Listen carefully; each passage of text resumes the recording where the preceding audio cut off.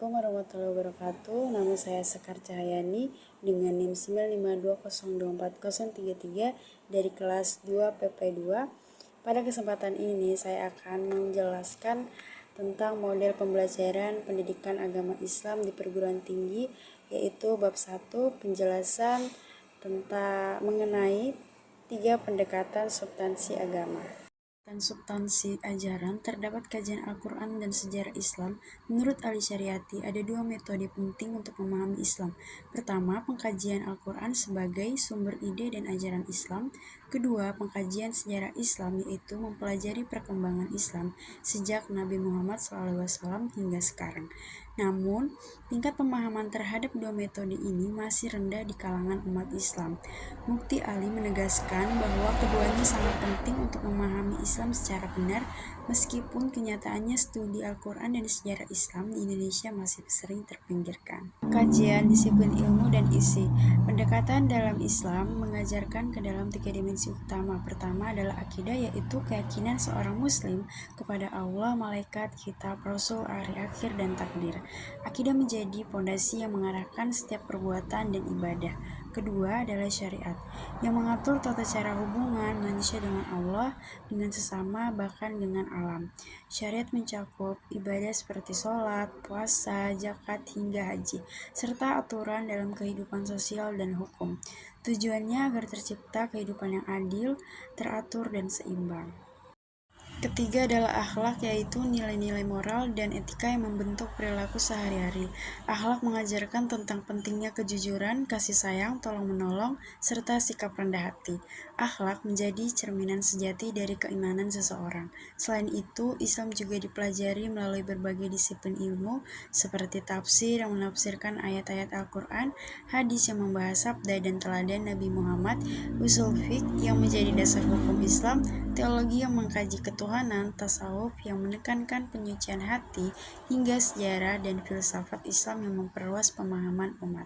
Di pendekatan ini, ajaran Islam tidak hanya dipahami secara sederhana, tetapi juga secara ilmiah, mendalam, dan terarah. Dengan begitu, seorang muslim dapat menghayati agamanya secara utuh, serta menerapkannya dalam kehidupan sehari-hari dengan penuh kesadaran dan tanggung jawab. Ada tujuan didatangkannya syariat Islam. Dalam Islam, syariat punya tujuan besar yang disebut maqasid asy-syariah. Inilah 5 tujuan utama yang menjadi dasar ditetapkannya hukum Islam. Pertama, menjaga agama. Islam mengajarkan agar kita tetap berpegang teguh pada iman, beribadah dengan tulus, serta menjauhi syirik. Menjaga agama berarti menjaga pondasi hidup seorang muslim. Kedua, menjaga jiwa. Setiap manusia punya hak untuk hidup aman dan damai. Karena itu, Islam melarang pembunuhan dan kezaliman, serta menetapkan hukum qisas demi melindungi nyawa. Ketiga, menjaga akal. Akal adalah karunia besar yang membuat manusia bisa berpikir dan mencari ilmu. Maka, Islam melarang kamar, narkoba, atau apapun yang merusak pikiran. Dengan akal sehat, manusia bisa membedakan benar dan salah. Keempat, menjaga keturunan. Islam menekankan pentingnya kehormatan keluarga dan nasab yang jelas. Karena itu zina dan pergaulan bebas dilarang. Sementara pernikahan yang sah dianjurkan agar lahir generasi yang baik dan berakhlak. Kelima, menjaga harta. Harta harus diperoleh dengan cara halal dan digunakan untuk kebaikan.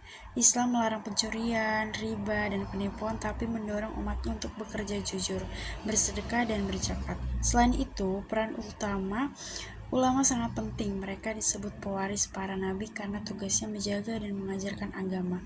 Rasulullah bahkan menegaskan, tinta ulama lebih mulia daripada darah syuhada. Ini menunjukkan betapa berharganya ilmu, tapi ada juga peringatan tentang ulama su, yaitu ulama yang menyalahgunakan agama demi kepentingan dunia. Al-Quran sendiri menetapkan banyak larangan yang sesuai dengan tujuan syariat.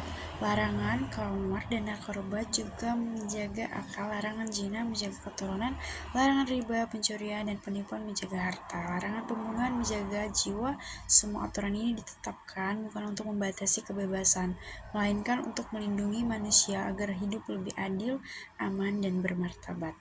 Pada akhirnya, maqasid asy-syariah menunjukkan bahwa Islam adalah rahmat. Setiap hukum yang diturunkan Allah bertujuan menjaga kebaikan hidup manusia, baik di dunia maupun di